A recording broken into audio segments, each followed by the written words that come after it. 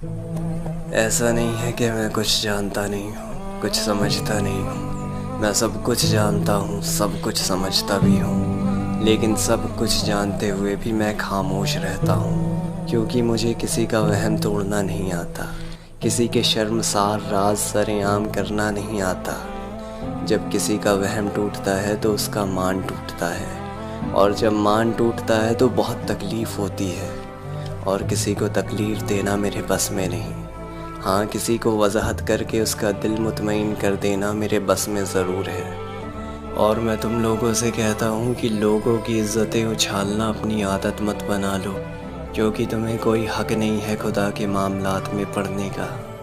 हो सकता है लोगों की इज़्ज़त उछाल कर जो रुसवाई तुम उनकी तकदीर में लिखना चाहते हो, खुदा तुम्हारी तकदीर में लिख दे, और खुदा के लिखे हुए को फिर कौन मिटा सकता है।